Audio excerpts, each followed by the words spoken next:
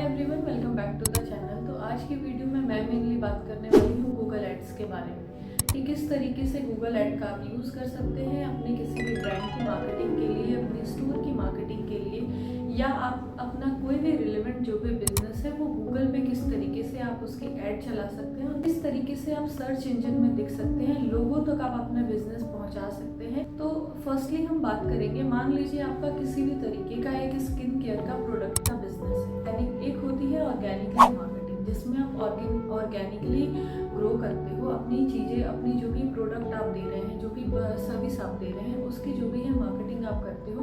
लोगों तक उस चीज़ को पहुंचाते हो। मान लीजिए आप इंस्टा की रील के थ्रू, स्टोरीज के थ्रू लोगों तक पहुंचा रहे हैं, तो उसको हम ऑर्गेनिकली बोलते हैं, जो कि पेड नहीं होता है, वो सिर्फ आपका कंटेंट क्रिएशन की तरह वर्क करता है। अब मान लीजिए आपने कोई इंस्टा पे अपने जो भी स्किन केयर का प्रोडक्ट है उसके उसको शो करते हुए अपने प्रोडक्ट को, और आपने इंस्टा पे रील अपनी जो भी है अपलोड की। जो ऑर्गेनिकली है ना, उसमें टाइम लगता है, आपको एटलीस्ट 3 से 4 महीने लग सकते हैं लोगों तक अपने ब्रांड का एक तरीके से अवेयरनेस करना कि मेरा इस चीज़ का ब्रांड है। हम इन सब चीज़ों में डील करते हैं।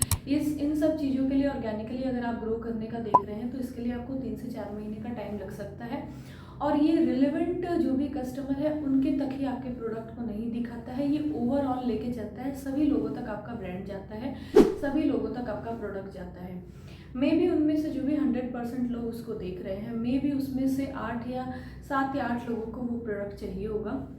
तो इस तरीके से सेल्स की जो भी मार्जिन है वो बहुत ही लो हो जाती है। और अगर आप गूगल एड्स चलाते हो तो जो इसका बेनिफिट होता है, रिलेवेंट लोगों तक आपका प्रोडक्ट जाता है, जो उसका इंटेंट रखते हैं, जो उस चीज़ को बाय करने के इंटेंशन से उसको गूगल पे सर्च करते हैं, उन्हीं को जो आपका ब्रांड है, आपका प्रोडक्ट है, आपकी सर्विस है, उनको वो दिखती है। तो इसका मतलब है कि वहाँ पे आपके जो भी सेल्स के चांसेस होते हैं वो बहुत ज़्यादा हाई होते हैं। तो इसलिए जो भी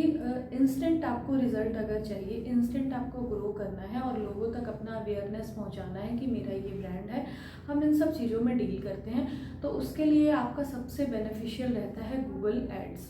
जिसमें आपका पेड होता है। ऑब्वियसली ये पेड होता है, इसके लिए आपको पेमेंट करनी होती है गूगल को, लेकिन अगर आप गूगल को पे करते हैं तो गूगल आपको उसका रिजल्ट ला के देता है।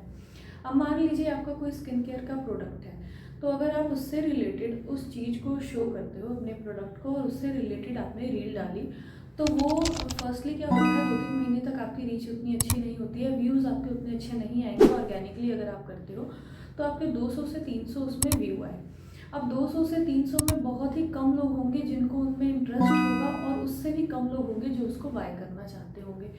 बट अगर वही मैं गूगल पे जाके सर्च करती हूँ कि मुझे ये वाला स्किन केयर चाहिए, तो इसका मतलब है कि मुझे वो चीज़ बाय करनी है, तभी मैं गूगल सर्च पे गई हूँ। तो इसका मतलब है वहाँ पे जो आपके चांसेस होती हैं सेल करने के, वो बहुत ज़्यादा हाई होते हैं। और वहाँ पे ज़रूरी है, अगर आपका स्किन केयर का प्रोडक्ट है तो वहाँ पे आपको शो करना है अपने आप को, ना कि ऑर्गेनिकली आपको वेट करते रहना है कि मेरा ब्रांड बढ़े आगे, तब जाके लोगों तक पहुँचे, तब जाके मेरी सेल हो। नहीं, आपको गूगल ऐड चलाना ही होगा अगर आप रिलेवेंट चीज़ों में डील करते हो। मान लीजिए आपका फर्नीचर का ब्रांड है,